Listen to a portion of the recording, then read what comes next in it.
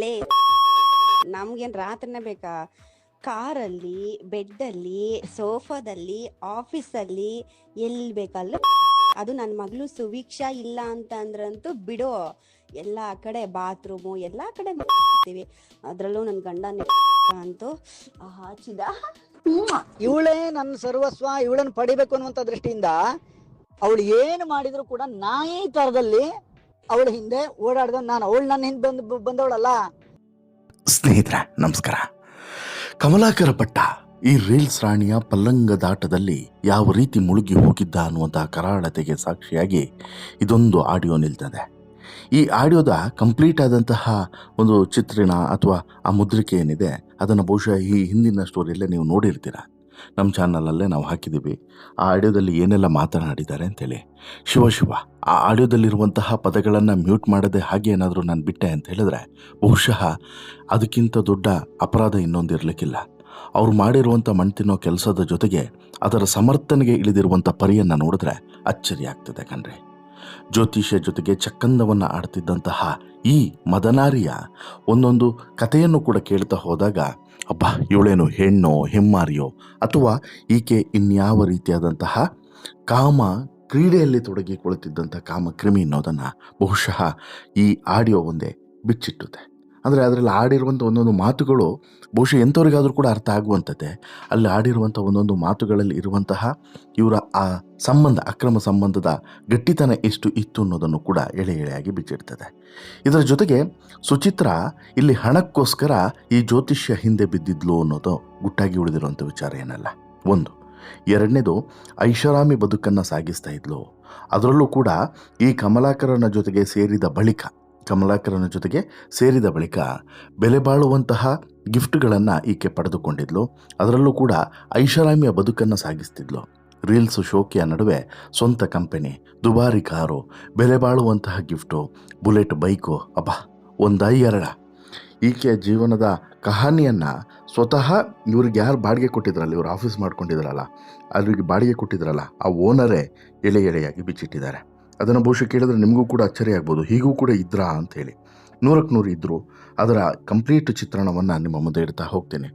ಈಕೆ ಐಷಾರಾಮಿ ಬದುಕು ಮತ್ತು ಈಕೆ ಈ ಕಮಲಾಕರ ಭಟ್ಟನ ಜೊತೆಗೆ ಇಟ್ಕೊಂಡಿದ್ದಂಥ ಅಕ್ರಮ ಸಂಬಂಧ, ಜೊತೆಗೆ ಸ್ವತಃ ಈ ಸುಚಿತ್ರಳ ಗಂಡ, ಕಟ್ಕೊಂಡಂಥ ಗಂಡ ಈಕೆಯ ಚಕ್ಕಂದದ ಪುರಾಣವನ್ನು ಬಿಚ್ಚಿಟ್ಟಿದ್ದಾನೆ. ಯಾವ ರೀತಿ ಬಿಚ್ಚಿಟ್ಟಿದ್ದಾನೆ, ಏನೇನು ಹೇಳಿದ್ದಾರೆ ಎಲ್ಲವನ್ನು ಕೂಡ ಈ ಸ್ಟೋರಿಯಲ್ಲಿ ಎಳೆಯಾಗಿ ನಿಮ್ಮ ಮುಂದೆ ಇಡ್ತಾ ಹೋಗ್ತೀನಿ. ಅದಕ್ಕಿಂತ ಮುಂಚೆ ನೀವಿನ್ನೂ ಕೂಡ ನಮ್ಮ ಚಾನಲನ್ನು ಸಬ್ಸ್ಕ್ರೈಬ್ ಮಾಡಿಲ್ಲ ಅಂದರೆ ದಯವಿಟ್ಟು ಕೂಡಲೇ ಸಬ್ಸ್ಕ್ರೈಬ್ ಮಾಡಿ ಸ್ನೇಹಿತರೆ. ಈ ಕಮಲಾಕರ ಭಟ್ಟ ಮತ್ತು ಸುಚಿತ್ರಳ ಕಾಮಪುರಾಣ ಕೆದಕಿದಷ್ಟು ಕೂಡ ಹೊರಗೆ ಬರ್ತಾನೆ ಇದೆ. ಅದರಲ್ಲೂ ಕೂಡ ಹೊಸ ವಿಚಾರಗಳು ಹೊರಗಡೆ ಬರ್ತಿದ್ದಾವೆ. ವೆರಿ ಇಂಟ್ರೆಸ್ಟಿಂಗ್ ಮಾಹಿತಿಗಳು ಹೊರಗಡೆ ಬರ್ತಿದ್ದಾವೆ. ಹಾಗಾಗಿ ಈ ಸುದ್ದಿಯನ್ನು ಮತ್ತೆ 3ನೇ ದಿನಕ್ಕೂ ಕೂಡ ಮುಂದುವರಿಸಬೇಕಾದಂತಹ ಪ್ರಮೇಯ ಬಂದಿದೆ. ಯಾಕಂತ ಹೇಳಿದ್ರೆ ಅಷ್ಟು ಚೆನ್ನಾಗಿದೆ.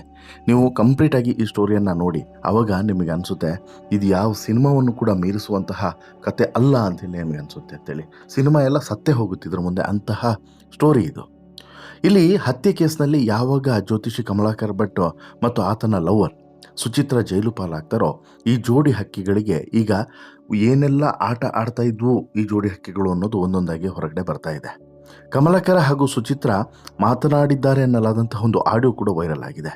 ಅದರಲ್ಲಿ ಅವಳಿಗಾಗಿ ನಾನು ನಾಯಿ ಥರ ಓಡಿದವನು ನಾನು ಅನ್ನುವಂತಹ ವಿಚಾರವನ್ನು ಕಮಲಾಕರ್ ಭಟ್ ಒತ್ತಿ ಹೇಳ್ತಾನೆ. ಅವಳು ಚಿಟಿಕೆ ಹೊಡೆದ್ರೆ 100 ಜನ ಬಂದು ಇಲ್ಲಿ ನಿಲ್ತಾರೆ, ಬಟ್ ಆದರೆ ನನಗೆ ಅವಳು ಬೇಕು ಅಂತ ಹೇಳ್ಬಿಟ್ಟು ನಾನು 4 ತಿಂಗಳುಗಳ ಕಾಲ ನಾಯಿ ಥರ ಅಲ್ದಿದ್ದೀನಿ ಅನ್ನುವಂಥ ವಿಚಾರವನ್ನು ಹೇಳುವಾಗ ಇವನೆಂಥ ಲಜ್ಜೆಗೆಟ್ಟ ಭಟ್ಟ ಅಂಥೇಳಿ ನಮಗೆ ಅನಿಸದೆ ಇರಲಾರದು. ಇನ್ನು ಕೇವಲ ಇಷ್ಟು ಮಾತ್ರ ಅಲ್ಲ, ಇದೇ ಆಡಿಯೋದಲ್ಲಿ ಸಾಕಷ್ಟು ವಿಚಾರಗಳನ್ನು ಮಾತನಾಡಿದ್ದಾರೆ. ಆ ಆಡಿಯೋದಲ್ಲಿರುವಂಥ ಕೆಲವೊಂದಷ್ಟು ವಿಚಾರಗಳನ್ನು ಹೇಳೋದಕ್ಕೆ ಸಾಧ್ಯವೇ ಇಲ್ಲ. ಅಂತಹ ವಿಚಾರಗಳು ಆ ಆಡಿಯೋದಲ್ಲಿದ್ದಾವೆ. ಜೊತೆಗೆ ಅಸಲಿ ಮುಖವು ಕೂಡ ತೆರೆದುಕೊಳ್ತದೆ. ಸುಚಿತ್ರಳ ಅಸಲಿ ವ್ಯಕ್ತಿತ್ವ ಎಂಥದ್ದು, ಮುಖ ಎಂಥದ್ದು ಅನ್ನೋದು ಇಲ್ಲಿ ಗೊತ್ತಾಗುತ್ತೆ. ಇನ್ನೊಂದು ಕಡೆ ಕಮಲಾಕರ್ ಭಟ್ಟ ಇಲ್ಲಿ ಈಕೆಗೋಸ್ಕರ ಪ್ರತಿಕ್ಷಣ ಸಾಯ್ತಾ ಇದ್ದ ಅನ್ನೋದು ಕೂಡ ಗೊತ್ತಾಗುತ್ತೆ. ಅಂದರೆ ಆತನೇ ಹೇಳಿದ ನಾಯಿ ಥರ ನಾನು ಸುತ್ತಾಡ್ತಿದ್ದೆ ಆಕೆಗೋಸ್ಕರ ಅಂತೇಳಿ. ಇನ್ನು ಇನ್ನೊಂದು ಕಡೆ ನೊಂದ ಹೃದಯದ ಪ್ರೀತಿ ಇನ್ಮೇಲೆ ಓನ್ಲಿ ಮನಿ ಅಂತ ಹೇಳ್ಬಿಟ್ಟು ಆಕೆ ತನ್ನ ಇನ್ಸ್ಟಾಗ್ರಾಮ್ನ ಬಯೋದಲ್ಲೂ ಕೂಡ ಬರ್ಕೊಂಡಿದ್ಲು. ಯಾರು? ಸುಚಿತ್ರ. ಯಾಕೆ? ಆಕೆ ಉದ್ದೇಶ ಏನಾಗಿತ್ತು ಅನ್ನೋದು ಬಹುಶಃ ಇದರಲ್ಲಿ ಸ್ಪಷ್ಟವಾಗಿ ಗೊತ್ತಾಗ್ತದೆ. ಇನ್ನು ಈ ಆಡಿಯೋದಲ್ಲಿ ಕೆಲವೊಂದಷ್ಟು ವಿಚಾರಗಳನ್ನು, ತುಂಬ ವೈಯಕ್ತಿಕ ವಿಚಾರಗಳನ್ನು ಕೂಡ ಈ ಮಹಿಳೆ ಸುಚಿತ್ರ ಇದ್ದಾಳಲ್ಲ ಈಕೆ ಮಾತನಾಡಿದ್ದಾಳೆ.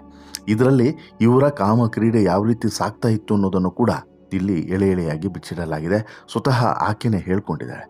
ಇಲ್ಲಿ ಕಮಲಾಕರ ಭಟ್ಟ ಹೇಳ್ತಾನೆ, ದೇವರು ಕೊಟ್ಟಂಥ ಫಲ ಆಕೆ ನನಗೆ ಅಂತೇಳಿ ಹೇಳ್ತಾನೆ. ನಾನೇ ನಾಯಿ ಥರ ಸುಚಿತ್ರ ಹಿಂದೆ ಓಡಿದೆ ಅಂತಲೂ ಕೂಡ ಹೇಳ್ತಾನೆ ಈ ಕಮಲಾಕರ ಭಟ್ಟ. ಅಷ್ಟು ಮಾತ್ರವಲ್ಲ, ನನಗೆ ಇಲ್ಲಿ ಎಲ್ಲೋ ಕೂಡ ಆಕೆ ಎನ್ನುವಂಥ ವಿಚಾರವನ್ನು ಕೂಡ ಹೇಳ್ತಾರೆ. ಜೊತೆಗೆ ಆಕೆಯೂ ಕೂಡ ಅದನ್ನು ಹೇಳ್ತಾಳೆ, ಅವನಿಗೆ ಹೆಂಡ್ತಿನೂ ನಾನೇ, ಲವ್ವರು ನಾನೇ ಅಂತ ಹೇಳ್ಬಿಟ್ಟು ಎಲ್ಲನೂ ನಾನೇ ಅಂಥೇಳಿ ಈಕೆ ಒತ್ತಿ ಒತ್ತಿ ಆ ಆಡಿಯೋದಲ್ಲಿ ಹೇಳ್ತಾರೆ. ಕೈಯಲ್ಲಿ ಕಾಸಿದ್ರೆ ಕೈಕಾಲಿಗೆ ನೆಂಟರು, ಇಲ್ಲ ಅಂತ ಹೇಳಿದ್ರೆ ಯಾರೂ ಇಲ್ಲ ಅಂತ ಹೇಳಿಬಿಟ್ಟು ಸುಚಿತ್ರ ರೀಲ್ಸ್ ಮಾಡ್ತಾ ಇದ್ರೆ, ಇಲ್ಲಿ ಈಕೆ ಯಾಕೆ ಕಮಲಾಕರನ ಹಿಂದೆ ಬಿದ್ಲು ಅನ್ನೋದನ್ನು ಕೂಡ ಬಿಚ್ಚಿಟ್ಟಿದ್ದಾಳೆ. ಇನ್ನು ಬೇರೆ ವೈಯಕ್ತಿಕ ವಿಚಾರದ ಬಗ್ಗೆನೂ ಕೂಡ ಮಾತನಾಡಿದ್ದಾರೆ. ಈ ವೈಯಕ್ತಿಕ ವಿಚಾರದಲ್ಲಿ ನಾವು ಎಲ್ಲೆಲ್ಲಿ ಏನೇನು ಮಾಡಿದ್ದೀವಿ ಅನ್ನೋದನ್ನು ಕೂಡ ಇದೇ ಆಡಿಯೋದಲ್ಲಿ ಒಪ್ಕೊಂಡಿದ್ದಾರೆ. ಕಾರ್ನಲ್ಲಿ, ಹಾಲ್ನಲ್ಲಿ, ಬೆಡ್ರೂಮ್ನಲ್ಲಿ, ಜೊತೆಗೆ ಬಾತ್ರೂಮ್ನಲ್ಲಿ ಎಲ್ಲ ಕಡೆನೂ ಕೂಡ ನಾವು ಏನೇನು ಮಾಡಿದ್ದೀವಿ ಅನ್ನೋದನ್ನು ಕೂಡ ಇದೇ ಆಡಿಯೋದಲ್ಲಿ ಒಪ್ಕೊಂಡಿದ್ದಾರೆ. ಇನ್ನು ಮಗಳು ಇಲ್ಲ ಅಂತ ಹೇಳಿದ್ರೆ ನಮ್ಮ ಜಗತ್ತೇ ಬೇರೆ ಇರ್ತಿತ್ತು, ನಾವು ಇರ್ತಿದ್ದಂಥ ರೀತಿಯೇ ಬೇರೆ ಅನ್ನುವಂಥ ಎಲ್ಲ ವಿಚಾರಗಳನ್ನು ಕೂಡ ಇಲ್ಲಿ ಮಾತನಾಡಿರುವಂಥದ್ದು. ಇವರು ಎಷ್ಟು ಕುಲಗೆಟ್ಟು ಹೋಗಿದ್ರು ಅನ್ನೋದಕ್ಕೆ ಸಾಕ್ಷಿಯಾಗಿ ಇದೊಂದು ಆಡಿಯೋ ನಿಲ್ತದೆ. ಈ ಆಡಿಯೋನ ಪೂರ್ಣ ಕೇಳಿಸ್ಕೊಂಡ್ರೆ ಕಿವಿ ಪಾವನ ಆಗ್ತದೆ. ಆಯಿತು, ಇದಿಷ್ಟು ಒಂದು ಭಾಗ. ಆದರೆ ಇನ್ನು ಸುಚಿತ್ರಳ ಮತ್ತೊಂದು ಅಂಶವನ್ನು ಕೂಡ ನಾನಿಲ್ಲಿ ನಿಮಗೆ ಹೇಳಲೇಬೇಕು. ಆಕೆ ಇಂತಹ ಐಷಾರಾಮಿ ಬದುಕಿಗಾಗಿ ಹಾತೊರಿತ ಇದ್ಲು, ಆಕೆ ಉದ್ದೇಶ ಏನಾಗಿತ್ತು ಅನ್ನೋದು ಈಗ ಒಂದೊಂದಾಗಿ ಹೊರಗಡೆ ಬರ್ತಾ ಇದೆ. ಈಗಾಗಲೇ ಇದೇ ಈ ಕಮಲಾಕರ ಭಟ್ಟ ಮತ್ತು ಸುಚಿತ್ರ ಒಂದು ಕನಸು ಅನ್ನುವಂಥ ಒಂದು ಕಚೇರಿಯನ್ನು ತೆರೆದಿದ್ರು ಶಿವಮೊಗ್ಗದಲ್ಲಿ. ಆ ಕನಸು ಅನ್ನುವಂಥ ಕಚೇರಿಗೆ ಬಾಡಿಗೆಯನ್ನು ಕೊಟ್ಟಿದ್ದವರು ಅಥವಾ ಆ ಬಿಲ್ಡಿಂಗ್ನ ಓನರು ಸ್ವತಃ ಕೆಲವೊಂದು ವಿಚಾರಗಳ ಬಗ್ಗೆ ಮಾತನಾಡಿದ್ದಾರೆ. ಕಮಲಾಕರ ಭಟ್ರ ಬಗ್ಗೆ, ಸುಚಿತ್ರ ಬಗ್ಗೆ ಮತ್ತು ಅಲ್ಲಿಗೆ ಬಂದು ಹೋಗ್ತಿದ್ದವರ ಬಗ್ಗೆ ಕೆಲವೊಂದಷ್ಟು ವಿಚಾರಗಳನ್ನು ಹಂಚಿಕೊಂಡಿದ್ದಾರೆ. ಜೊತೆಗೆ ಇವರ ಜೀವನ ಶೈಲಿ ಹೇಗಿತ್ತು ಅನ್ನೋದನ್ನು ಕೂಡ ಇಲ್ಲಿ ಮಾತನಾಡಿದ್ದಾರೆ.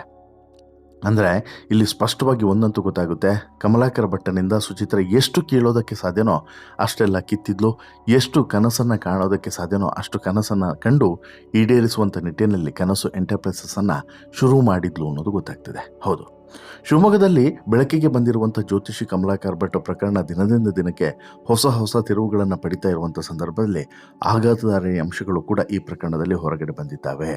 ಕಮಲಾಕರ ಭಟ್ಟ ಮತ್ತು ಸುಚಿತ್ರ ನಡುವೆ ಇದ್ದಂಥ ಸಂಬಂಧ ಕೇವಲ ಸಂಬಂಧವಾಗಿ ಉಳಿದಿರಲಿಲ್ಲ, ಇದು ಈಕೆಯ ಬದುಕನ್ನೇ ಬದಲಾಯಿಸಿದಂಥ ಸಂಬಂಧವಾಗಿತ್ತು. ಯಾರ್ದು? ಸುಚಿತ್ರದು.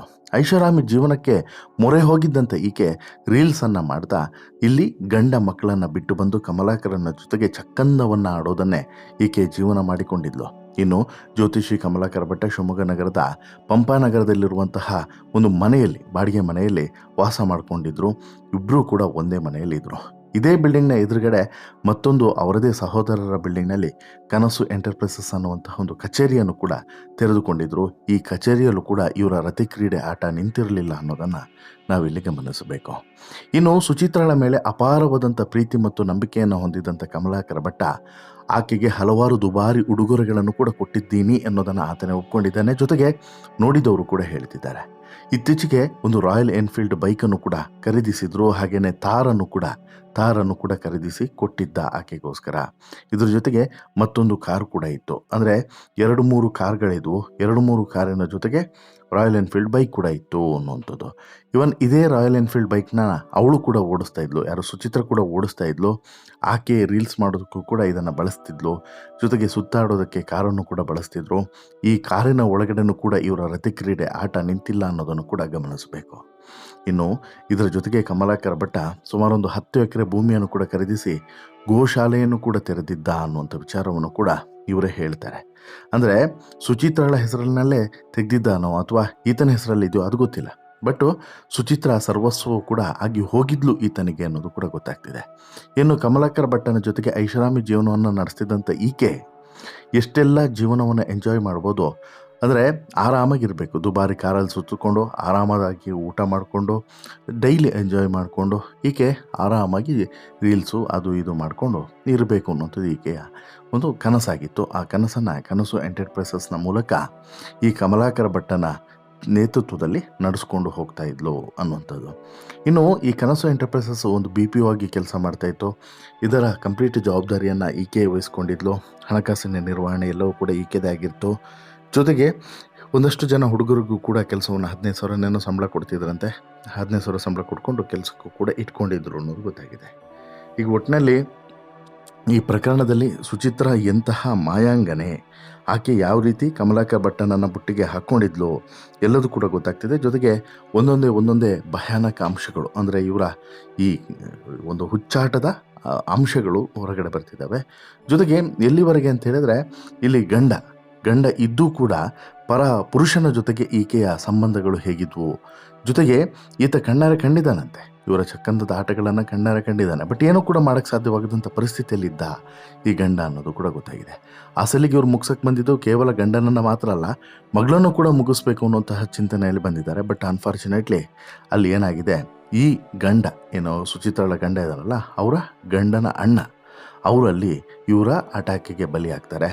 ಸೇಫ್ ಆಗೋದು ಅದೃಷ್ಟವಶಾತ್ ಸೇಫ್ ಆಗೋದು ಸುಚಿತ್ರಳ ಗಂಡ ಮತ್ತು ಮಗಳು ಇಬ್ಬರು ಕೂಡ ಸೇಫ್ ಆಗಿದ್ದಾರೆ.